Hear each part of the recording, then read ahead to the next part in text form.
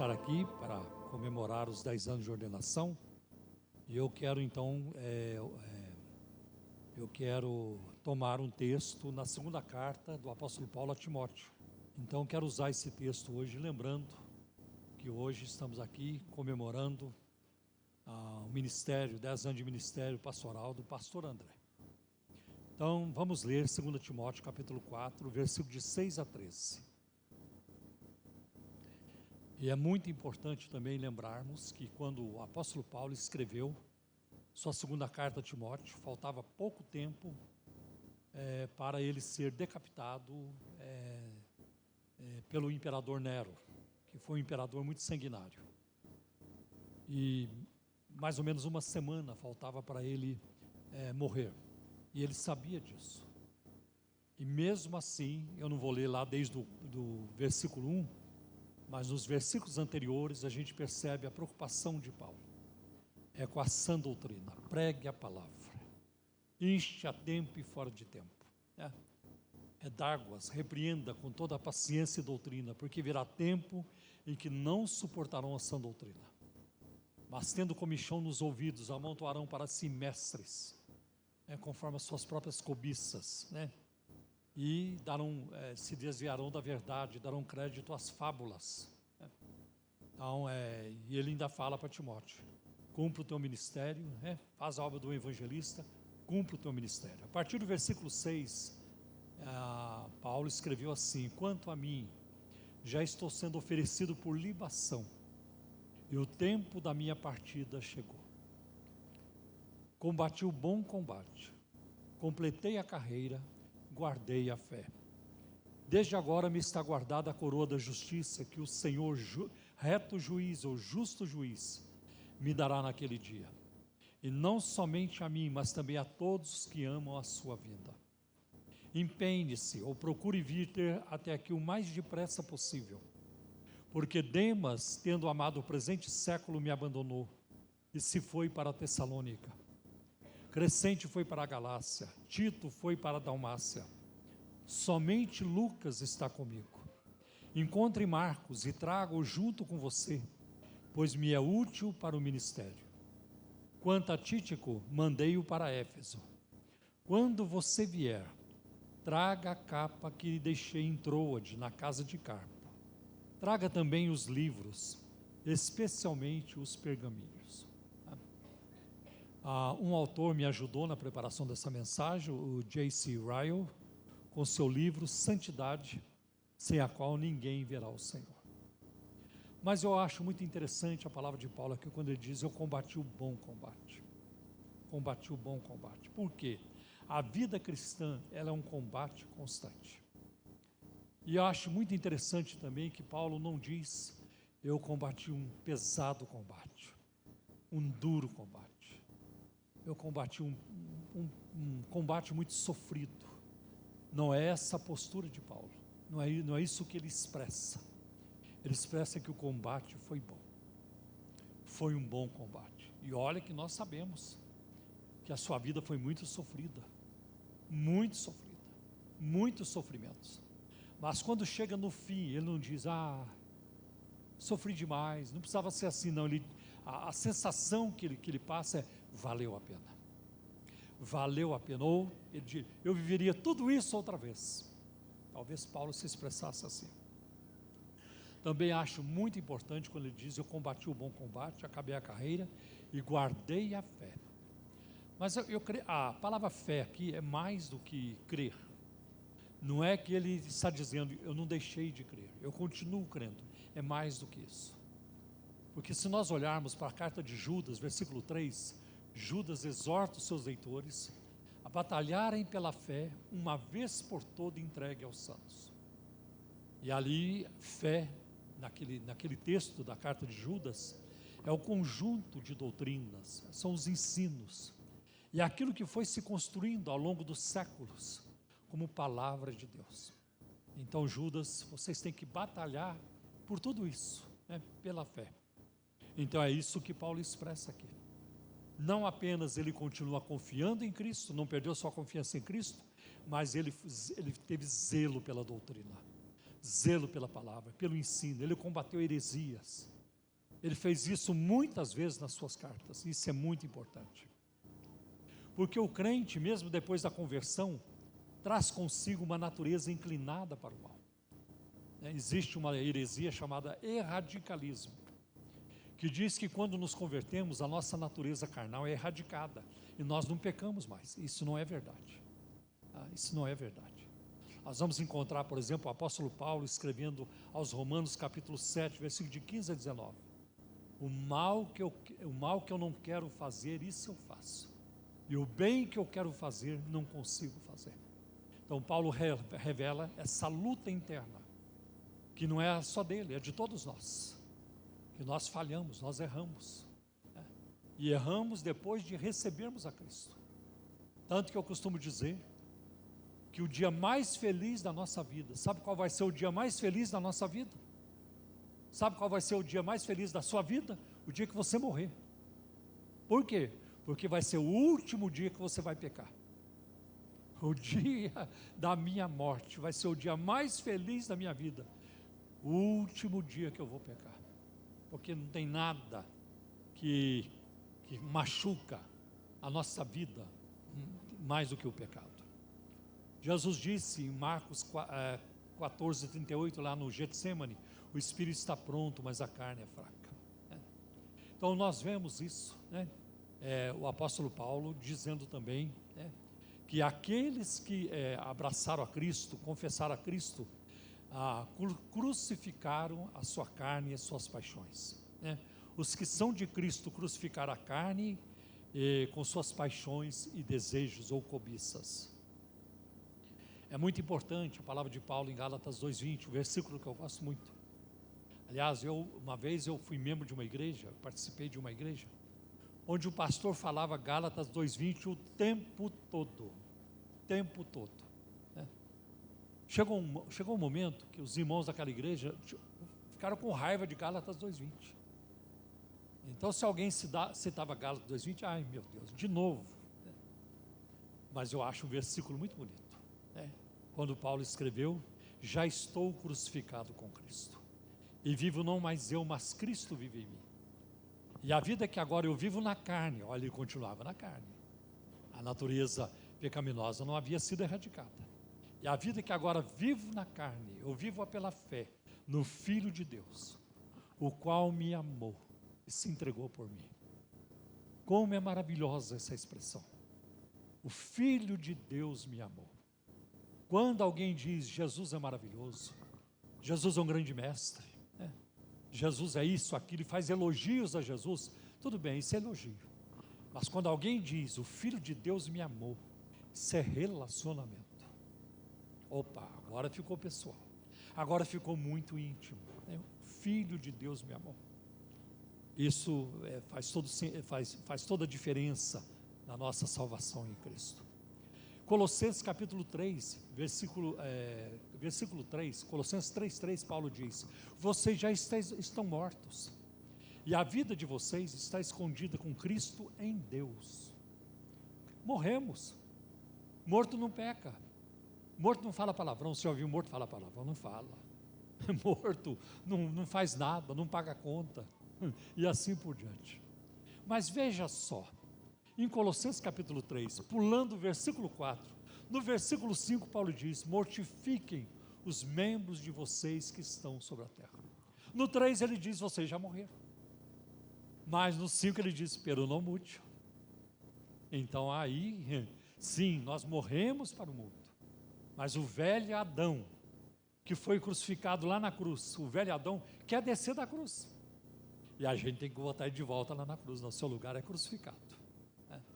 Então, é muito interessante isso, que existe essa tensão. Sim, porém, não completamente ainda. A nossa luta, o nosso combate é contra o mundo. As tendências atuais que desafiam a igreja, principalmente a nova moralidade, as ideologias diabólicas que hoje se espalham por toda parte. Uma delas é a ideologia de gênero. Também as questões éticas, como aborto, a prática da homossexualidade, A agenda homossexual é uma agenda que desafia a igreja. E muitas igrejas estão sucumbindo a isso, chamando de normal aquilo que Deus abomina, aquilo que Deus chama de pecado. Mas alguns, principalmente os pastores progressistas, não veem qualquer problema em alguém viver na prática homossexual. Isso é pecado. Eles podem fazer lobby, eles podem tentar convencer a ONU, e convencem mesmo, podem tentar convencer a Organização Mundial de Saúde, pode convencer qualquer parlamento no mundo, mas eles nunca convencerão Deus. Eles nunca vão fazer Deus mudar de ideia. Deus só pegou pesado no passado. Está na hora de rever isso, os tempos mudaram. A Bíblia diz que Jesus Cristo é o mesmo ontem, e hoje e eternamente. É aquilo que o pastor André falou agora há pouco. Submissão à palavra, apego à palavra. Nós, meus irmãos, nós somos servos da palavra de Deus e não senhores da palavra. Nós não somos senhores da Bíblia, nós somos servos da palavra. E eu acho muito interessante que o Lutero tem uma frase que ele diz que a Bíblia, ela não é nem antiga e nem moderna, a Bíblia é eterna. Então, é bom ter isso em mente. Então, nós temos vários pecados que vão entrando no meio do povo de Deus e começam a ser considerados como normais, mas não é. Tiago escreveu, capítulo 4, versículo 4, infiéis, ele chama de, já escracha, né? Infiéis, não compreendem que a amizade do mundo é inimiga de Deus? Aquele povo que quiser ser amigo do mundo constitui-se inimigo de Deus. Paulo, aos Romanos capítulo 12, versículo 2, escreveu, não se conformem com este mundo, não entrem na forma deste mundo. Nós não encaixamos lá, nós somos uma peça que não se encaixa no quebra-cabeça deste mundo. O mundo não vai completar o quebra-cabeça conosco, nós destoamos. Uma peça que não se encaixa, ela é deixada de lado, e não tem problema, nós não somos do mundo. Então nós vemos ainda Gálatas capítulo 6, versículo 14, Paulo escrevendo, longe esteja de mim gloriar-me, a não ser na cruz de nosso Senhor Jesus Cristo, na qual estou crucificado para o mundo e o mundo para mim. O que pode fazer uma pessoa crucificada? Nada, nem se coçar, nem se coçar. O que pode fazer um mundo crucificado para nós? Nada. A única coisa que nós queremos do mundo são as almas que nós queremos ganhar para Jesus. Então o mundo não tem nada para nos dar. Aliás, primeira carta de João capítulo 2, versículo de 15 a 17, ele diz, não amem o mundo, nem o que no mundo há. Porque aquele que ama o mundo, o amor do Pai não está nele. Porque o que há no mundo é a soberba da carne, a soberba da vida, a soberba dos olhos. E isso passa. Isso passa. Então, todas essas coisas vão passar. Nós vemos também que a nossa luta é uma luta constante contra o próprio Satanás, o próprio diabo. Satanás continua vivo e ativo no planeta Terra. Usar aí uma expressão do Hal Lindsey, né? É o título de um livro do Hal Lindsey, Satanás está vivo e ativo no planeta Terra. 1 Pedro capítulo 5, versículo 8, Pedro escreveu, vigiem, que o diabo, o adversário de vocês, anda ao derredor, bramando como leão, buscando a quem possa tragar, ao qual vocês devem resistir firmes na fé. Como é que nós resistimos o inimigo? Não é fazendo reteté, rodopio, não. É com a palavra de Deus. Não é derramando azeite na cabeça, 12 litros de azeite, como acontece por aí. Não é isso. É com a palavra. Foi assim que Jesus resistiu lá na tentação do deserto. Está escrito, está escrito, está escrito. Essa é a melhor forma. Aliás, é a forma que a palavra de Deus recomenda. Então, nós vivemos numa luta constante com o inimigo. E outra, o combate é inevitável. Eu não quero saber negócio de falar de diabo, essas coisas, Satanás. Eu não quero saber de ficar brigando com o diabo. Tudo bem. Se você não brigar com o inimigo, ele vai brigar com você do mesmo jeito. Ele vai continuar te perseguindo, ele vai continuar te atentando, zoando com a sua vida. Então, nós temos que resistir firmes na fé. O combate, ele é contínuo. Muitas pessoas acham que tem uma fase na vida em que nós somos tentados. Depois entramos numa outra fase onde não somos mais. Eu tenho uma notícia para você. Você e eu seremos tentados até a morte. Não vai ter um dia na nossa vida que nós não sejamos tentados. A tentação é contínua, o combate é contínuo, porque ele não dá tréguas. Você já ouviu alguma coisa na Bíblia de que o inimigo tira férias? Não, ele não tira. O combate é universal. Você está passando lutas, dificuldades, tentações, você está preso a algum vício escravizador? Essa luta não é só sua, essa luta é de todo mundo na face da terra. Os crentes na África, na Ásia, na Oceania, na Austrália, na Europa, aqui em toda parte, todos enfrentam lutas. Porque lá em Romanos 7, o apóstolo Paulo escreveu: o mal que habita em mim. O mal não está só ao nosso redor, ele está dentro de nós. Paulo diz: o mal que habita em mim. Por isso a luta é constante.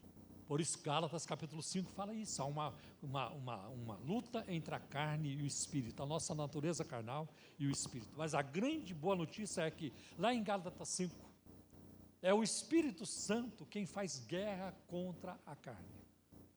O Espírito Santo que habita em nós, porque nós somos o templo dele.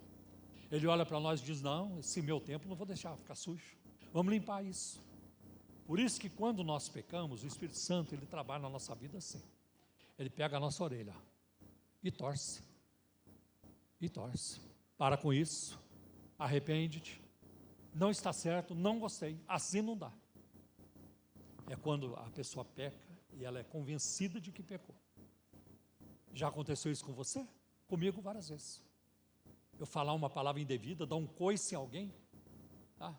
Falar ofender alguém, e na hora, eu não acredito que você acabou de fazer isso. Na hora. O Espírito Santo cobra na hora. A menos que você esteja morto. Mas um marido que está em comunhão com Deus, uma esposa que está em comunhão com Deus, se ofendeu o cônjuge, na hora, vai vir. Não está certo. Aí já vem a tristeza, aí já vai procurar um meio de reconciliar, de pedir perdão, e assim por diante. Então o Espírito Santo, ele não dá trégua. Graças a Deus que ele não dá trégua. Porque tem interesse em nós. Porque não abre mão de nós. Então o combate é em toda parte. O combate, ele é espiritual. Às vezes o marido começa a enxergar a esposa como inimiga. Não, ela não é sua inimiga. O inimigo está por trás dela. O marido não é seu inimigo. O irmão na igreja não é seu inimigo. É o inimigo que está por trás dele. Então tem que identificar quem realmente é o inimigo. E as nossas armas devem ser bíblicas. Nós não lutamos contra o inimigo com armas carnais, mas com armas espirituais, de acordo com Efésios capítulo 6, versículo de 1 a 10, onde Paulo trata da armadura de Deus. A vida cristã, ela é um bom combate. Eu me alegro muito que Paulo escreveu assim: eu combati o bom combate. Por quê que a vida cristã é um bom combate? Porque ela é dirigida pelo melhor de todos os generais. Quem está à nossa frente é o Senhor dos Exércitos. Porque os generais humanos, os comandantes humanos, eles são falhos, são pecadores. E erram. E às vezes dão uma ordem que não está certa. Agem por instinto, agem por vaidade, agem por egoísmo. Mas nós temos um general que nunca erra numa decisão. Por isso é importante sabermos que isso faz do combate um bom combate. Por que a carreira cristã é um bom combate? Porque ela é feita com as melhores armas. Quais são as armas que nós usamos? A verdade. A mentira não prevalece sobre a verdade. Nós estamos vendo isso agora no Supremo Tribunal Federal. Quantas mentiras ao longo dos anos, alguns ao longo das décadas. E aqueles que me ouvem mais vezes, sabem que essa tem sido a minha oração ao longo dos anos. Senhor, livra o Brasil da violência e da corrupção. Livra o Brasil dos políticos, juízes e ministros corruptos. E o que eles têm feito às escondidas, né, no oculto, traz à tona, tira do oculto e os seus crimes expõe os seus crimes e que eles sejam tratados de acordo com a lei. Estamos vendo isso acontecer. Não é porque o Paulo Romero está orando. Eu oro também, mas eu sei que tem muita gente orando. Deus está respondendo a nossa oração. Ministros do Supremo Tribunal Federal estão expostos, vergonhosamente expostos. Tá? E os desdobramentos nós veremos aí a curto e a médio prazo. Então, é feito com as melhores armas, com a oração, a providência de Deus, o cuidado que Deus tem de nós. Tá? Quem de nós poderia dizer, Deus nunca cuidou de mim, Deus nunca quis nada comigo? Ninguém faria isso. Ninguém sem consciência faria isso. Nós temos a palavra de Deus, a intercessão dos irmãos. Nós temos, além disso, a intercessão dos irmãos, os anjos ao nosso favor. Eu nunca vi um anjo, acho que você também nunca viu, mas eles estão presentes na nossa vida. Está lá em Hebreus 1:12, os anjos são ministros de Deus, que trabalham em favor daqueles que hão de herdar a salvação.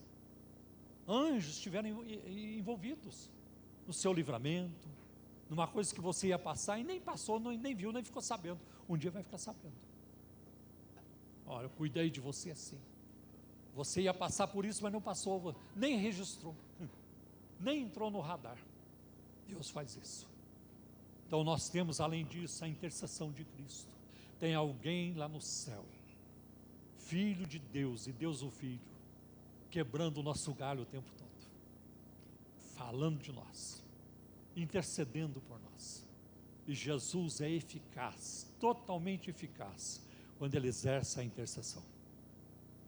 Esse combate é um bom combate, porque é com base nas promessas de Deus. Acho muito bonito que Deus prometeu para Israel, em Números 23, contra Israel não vale encantamento, nem adivinhação contra Jacó.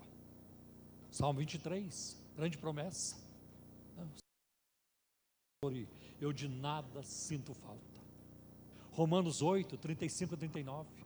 Quem nos separará do amor de Cristo? E Paulo coloca situações extremas, e nada disso separa.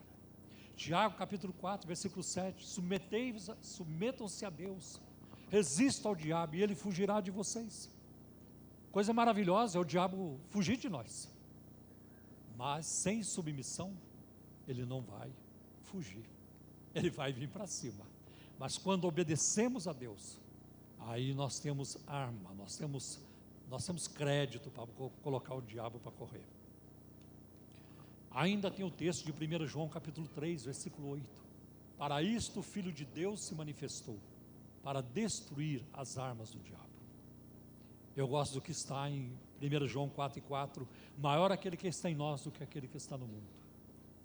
E 1 João capítulo 5, versículo 18, aquele que é nascido de Deus, conserve-se a si mesmo puro, e o maligno não lhe toca. São armas poderosas que nós temos, as promessas de Deus. Uma outra coisa, este combate no qual nós estamos envolvidos, faz bem à alma daquele que dele participa, ao contrário das guerras que geram ódios, abusos, crueldades. Pessoas que voltam de uma guerra, voltam assim, detonadas muitas vezes, com traumas, problemas mentais, ou então passa a odiar um ou outro, e assim por diante.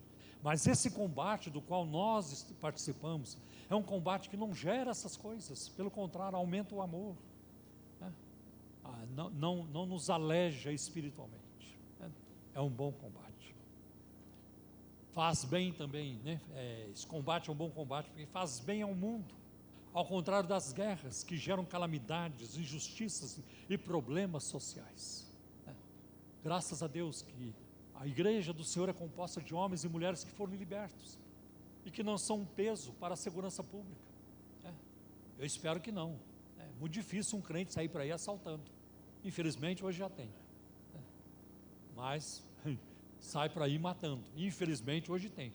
Mas isso não é o normal. Isso não é o normal. Este combate é um bom combate, porque terminará de forma gloriosa, trazendo recompensa aos que lutam, aos que dele participam. Quando se começa uma guerra, não se sabe o final. Nós não sabemos. Napoleão Bonaparte invadiu a Rússia, e ele pensou que ia se dar muito bem, que ia detonar com a Rússia, e foi o contrário. Então, quando se começa uma guerra, a gente não sabe o fim. Quando a Argentina declarou guerra à Inglaterra, acho que em 1982, por causa das Malvinas, eles achavam que a Inglaterra não ia fazer nada, que iam perder aquela ilha para eles. Mas a Inglaterra mandou seus transatlânticos e soldados e tudo, e em pouco tempo arrasou com os argentinos. Agora, essa guerra na qual nós estamos, nós já sabemos o fim dela. Nós já sabemos quem vence. Eu diria, nós já sabemos quem venceu. Mesmo nossos irmãos que estão hoje perseguidos, estão presos, estão torturados, perseguidos por causa da palavra de Deus, e muitos estão sendo mortos. Isso não é vitória, isso não é derrota. Morrer por Cristo é a maior de todas as honras. É a maior de todas as honras. Imagine você, Estevão, conversando com Jesus lá no céu. Imagine, o apóstolo Paulo, Tiago, e ao longo do tempo, aqueles que perderam as suas vidas por causa da palavra de Deus, do Evangelho. Imagine, Jesus, eu dei a minha vida por você, você deu a sua vida por mim. Eu não estou buscando esse privilégio, eu gostaria de não ser morto, gostaria de morrer normalmente, mas eu penso no privilégio dessa gente, coisa tremenda. Nós já sabemos, nós já lemos o último capítulo, nós sabemos como vai terminar. Agora, esse combate no qual nós estamos envolvidos envolve o processo de santificação.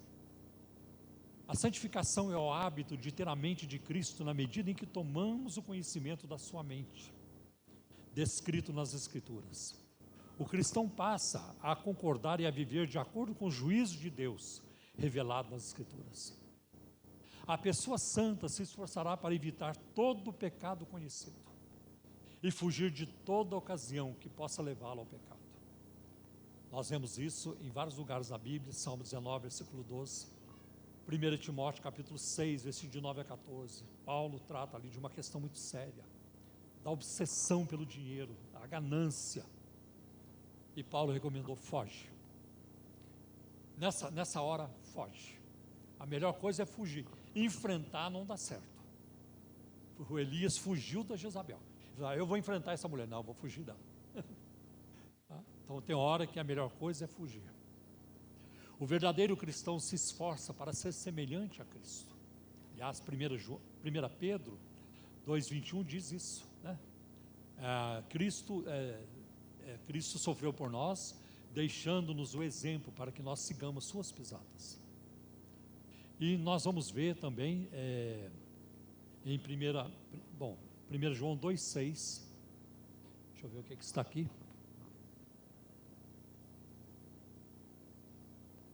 1 João 2,6 diz que nós devemos andar como ele andou. E eu fico pensando que o cristão também, ele deve seguir a pureza de coração. Eu vejo a palavra de Jesus nas bem-aventuranças, em Mateus capítulo 5, versículo 8, bem-aventurados os puros de coração, porque eles verão a Deus. Eu vejo ainda no Salmo 51, versículo 10, Davi se arrependendo, pedindo perdão a Deus, pelo pecado terrível que ele cometeu com Betseba, o adultério, o assassinato do seu marido. E quando chega no versículo 10, ele diz: cria em mim um coração puro, cria em mim um coração puro. Este coração puro, ele tem que ser criado por Deus, trabalhado por Deus. A gente não vem com um coração puro para este mundo. Não, nós somos desviados desde o ventre. Nós somos afetados pela queda no jardim do Éden.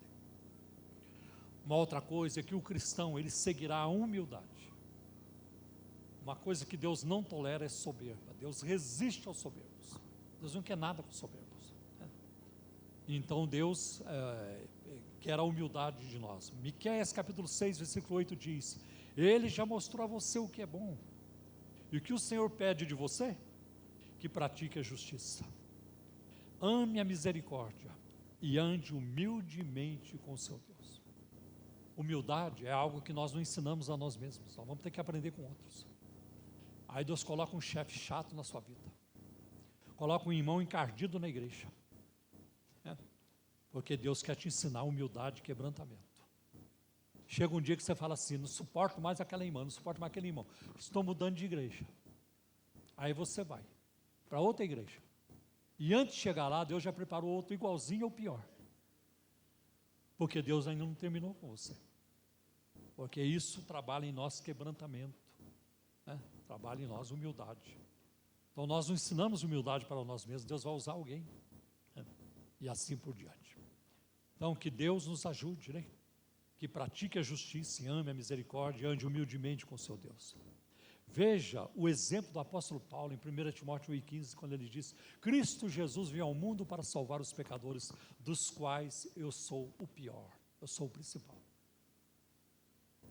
Em Lucas 17,10, Jesus disse aos discípulos: assim também vocês, depois de haverem feito tudo que foi ordenado, lhes foi ordenado, digam: somos servos inúteis, porque fazemos apenas o que devíamos fazer. Agora, meus irmãos, eu quero rapidamente mencionar para vocês, com base no versículo 13, do texto que nós lemos, as últimas riquezas do apóstolo Paulo. Depois de um ministério profícuo, frutífero, maravilhoso, depois das cartas que ele escreveu, os muitos milagres que aconteceram. Por exemplo, Atos 19 diz: Deus pelas mãos de Paulo fazia maravilhas extraordinárias. Depois de tudo isso, a voz mais importante do cristianismo, depois de Jesus, é o apóstolo Paulo. Ele termina onde? Numa prisão. Ele vai morrer. Ele vai ser executado, decapitado, desprovido de amigos, ele está praticamente só. E ele escreve um pouco mais adiante ali: na minha primeira defesa não teve ninguém comigo, mas o Senhor me susteve. Então ele não era para terminar como pastor jubilado de uma catedral? Ou que ele escrevesse a Timóteo: pega a minha carruagem e venha. Mas não é isso. Ele tem apenas algumas coisas. Ele pede uma capa que nem estava com ele. Quando você vier, Timóteo, traga a capa que eu deixei em Troade, na casa de Carpo. Paulo estava numa prisão fria. O inverno estava chegando, por isso ele pede para Timóteo: venha antes do inverno, eu preciso da capa. A prisão é fria. Então, com este pedido, Paulo demonstra que ele quer cuidar do seu corpo. Eu vou cuidar do meu corpo, né? Preciso proteger o meu corpo. E assim nós devemos também. Eu fico muito triste quando vejo uma pessoa fumando, uma pessoa que está presa no alcoolismo, uma pessoa que está presa nas drogas. Só existe uma coisa pior do que as drogas. Sabe o que é? O inferno. A droga destrói a vida da pessoa. E mesmo que a pessoa deixe de usar drogas, depois de muitos anos, ela vai sentir os efeitos. Porque as drogas destroem células do nosso cérebro que não são substituídas, chamadas células permanentes. Então, então Paulo queria cuidar de si, cuidar do seu corpo. Muito cuidado. Eu vi muito isso ao longo da minha vida. Pastores, por exemplo, que pregam à noite, depois vão viajar de carro.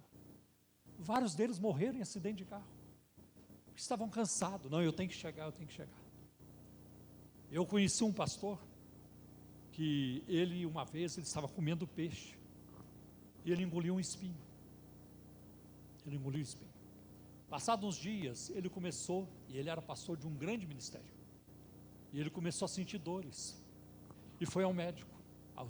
Até se pensava que era apendicite, uma coisa assim, e os médicos constataram: era um espinho no seu intestino. Aí os médicos operaram e tiraram o espinho. Mas ele tinha que ficar no hospital por alguns dias, porque a coisa tinha evoluído. Não posso dar alta para você agora. Não, eu não posso ficar. Eu não vou ficar. Ninguém me prende aqui nesse hospital. Eu tenho muita coisa para fazer, eu tenho igrejas para cuidar, e de fato o ministério dele é muito grande. E ele então não ficou no hospital. Saiu. Passados uns dias, aquela dor voltou, e voltou pior. Aí já havia explodido lá dentro, os órgãos já estavam sendo afetados. Ele voltou para o hospital e morreu. Negligência, insensatez, não é preciso isso. Não é preciso. Então é muito importante que na nossa vida cristã, em primeiro lugar, deve estar Jesus. Primeiro lugar, ninguém toma o lugar de Jesus, porque se ele não for o primeiro lugar na nossa vida, ele não vai ocupar lugar nenhum, ou o primeiro ou nenhum. Em segundo lugar está a esposa, ou o marido. Em terceiro lugar estão os filhos. Em quarto lugar, o trabalho, senão como é que você vai sustentar a família? Em quinto lugar, o ministério. O ministério não é o mais importante. Aliás, o ministério nem é permanente. Quem é que garante que você e eu vamos pregar no próximo domingo? Nós não sabemos. Agora, a vida com Cristo, a relação com Cristo, a intimidade com Cristo, deve ser preservada eternamente. Aí ele pede os livros, traga os livros. Paulo lia, Paulo gostava de ler, tanto que ele cita autores de fora da Bíblia. Faz isso lá em Atos capítulo 17, faz isso na carta a Tito, né? E ele ficou com receio de Timóteo, e agora eu sei de onde o apóstolo Paulo, o irmão Paulo anda tirando suas mensagens. Não ficou com receio disso. Então ele lia, ele queria cuidar da mente. Falta uma semana para morrer, verdade, mas eu posso aprender mais um pouco. Aprendam. As reuniões menos frequentadas nas igrejas são as reuniões de estudo bíblico. No nosso caso, lá na ICT, é a reunião de ensino da palavra e a nossa escola bíblica dominical.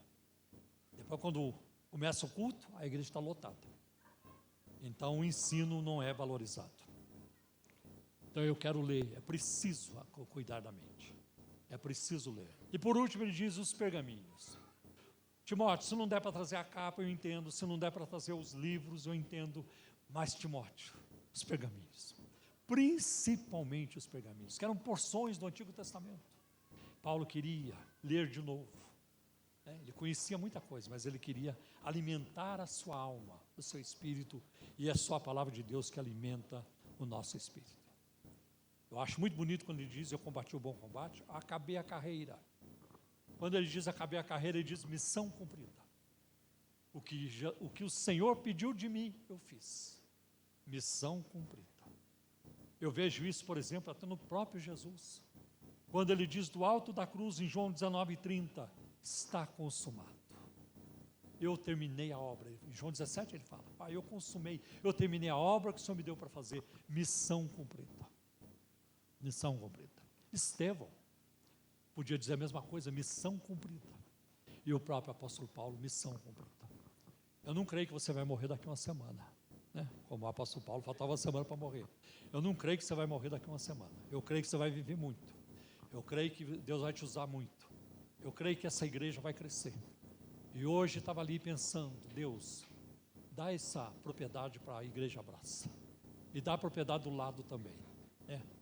E quem sabe, está no plano de Deus, de um dia ter aqui um prédio muito grande, para fazer mais pela obra de Deus. Ninguém pode desprezar o dia das coisas pequenas. Nós começamos muito pequenos. Por 5 anos, a ICT não crescia. 30 membros, 40. Uma vez chegou a 60, mas depois voltou a 30 de novo. Por 5 anos. Né? Então, mas nós perseveramos. Deus não nos chama para fazermos sucesso, mas para sermos fiéis.